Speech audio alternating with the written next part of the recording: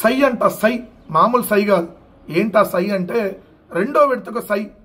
రాజధానికి మరో 20,494 ఎకరాలు. సిఆర్డీఐకు సమీకరణ బాధ్యతలు. 2 జిల్లాలు 7 గ్రామాల్లో ప్రక్రియ. రైతుల నుంచి 16,666 ఎకరాలు, ప్రభుత్వ భూమి 3,828 ఎకరాలు సమీకరణ. దీనిలో భాగంగా పల్నాడు జిల్లా అమరావతి మండలంలో 4 గ్రామాల నుంచి 9,616 ఎకరాలు. ఇందులో 7,465 ఎకరాలు రైతుల పట్టా భూములు, 97 ఎకరాలు అసైన్ భూములు, 2,054 ఎకరాలు ప్రభుత్వ భూములు. అలానే గుంటూరు జిల్లాలో 10,878 ఎకరాల భూమి, దాంట్లో 9,097 ఎకరాలు రైతులు చెందిన పట్టా భూములు, 7 ఎకరాలు అసైన్ భూములు, 1,774 ఎకరాలు ప్రభుత్వ భూములు. కాక ఇక్కడ పెద్ద ట్విస్ట్ చూడండి, ఆంధ్రజ్యోతి రాస్తుంది.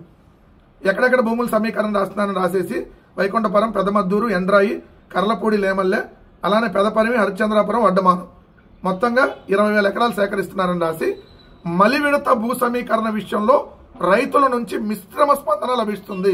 పాయింట్ నెంబర్ 1, మిశ్రమ స్పందన లభిస్తుంది. 2, తొలి విడత భూ సమీకరణలో భూములు ఇచ్చిన 29 గ్రామాల రైతుల్లో కూడా మలి విడత భూ సమీకరణ పట్ల అసంతృప్తి వ్యక్తమవుతుంది. అంటే 29 గ్రామాల రైతులు ఏదైతే ముందు ఇచ్చారో వాళ్ళల్లో అసంతృప్తి ఉంది, ఇప్పుడు భూములు ఇచ్చే వాళ్ళలో కూడా అసంతృప్తి ఉంది. కానీ బలవంతంగా ఒప్పించి తీసుకుంటున్నారు ఇక్కడ అనేది క్లియర్గా చెప్పకనే చెప్పారు. వాళ్ళు ఇష్టపూర్వకంగా ఇవ్వటల్లా. ముందు ఇచ్చిన వాళ్ళు కూడా ఇప్పుడు అసంతృప్తిగా ఉన్నారు. మళ్ళీ ఎందుకు మీరు భూములు సేకరిస్తున్నారు, మాకే దిక్కు దివానం లేదు ఇక్కడ అని చెప్పి. ఇప్పటి వరకు రైతులకి ఒక్కటంటే ఒక్క ఫ్లాట్ కూడా మాన్యువల్గా ఇవ్వాల. మాన్యువల్గా ఇదిగో వాళ్ళు వెళ్ళి ఫిజికల్గా వాళ్ళ పలానా ఫ్లాట్ వాళ్ళు అక్కడ ఉందని ఎవరికి తెలియదు. గ్రాఫిక్స్లో ఇచ్చారు, లేఅవుట్లు వేశారు గ్రాఫిక్స్లో. ఆ గ్రాఫిక్స్లో మీకు పలానా చోట ఫ్లాట్ ఉందన్నారు. ఆ ఫ్లాట్కి రోడ్డు సొలందో లేదో గ్రాఫిక్స్లో చూసుకోవాలి. గ్రాఫిక్స్లో వెళ్ళి మళ్ళీ ఏమంటే కంప్లైంట్స్ ఇవ్వాలి.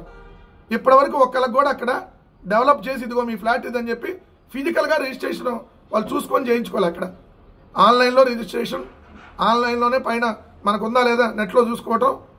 పలానా ల్యాండ్ అంటే ఎట్లా, ఎప్పుడైనా అక్కడ ఎట్లా ఉంటుంది, ఒక మన స్థలం రిజిస్ట్రేషన్ చేసుకునేటప్పుడు ఆ స్థలం ఎక్కడుందో మనం వెళ్ళి చెక్ చేసుకొని, చుట్టుపక్కల ఎవరెవరు అన్నీ చెక్ చేసుకొని మాన్యువల్గా మనం వెళ్ళి చూసి 2-3 సార్లు అప్పుడు కదా మనం రిజిస్ట్రేషన్ చేయించుకునేది.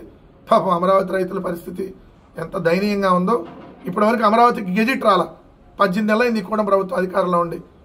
సో మళ్ళీ ఇప్పుడు సరిపోదు అన్నట్టు 54,000 ఎకరాలు సరిపోవాలా మొదటి విడత రోజు. మళ్ళీ ఇప్పుడు ఇంకో 20,000 ఎకరాలు సేకరణ, మళ్ళీ 3వ విడత, మళ్ళీ 4వ విడత. ఈ తడదాకా వెళ్తారు, నెల్లూరు తడదాకా. ఒకవేళ ఈ రాష్ట్రంలో భూములు సరిపోతే పక్క రాష్ట్రాల్లో కూడా ల్యాండ్ పూలింగ్ అడిగినా కూడా ఆశ్చర్యం లేదు. ఏం చేస్తున్నారో అసలు వీళ్ళకన్నా అర్థం అవుతుందో లేదో. ప్రజలు మాత్రం వీళ్ళని తిట్టుకుంటామన్నా కూడా వీళ్ళకి మాత్రం నిమ్మకు నీరెట్టినట్టు ఉంది.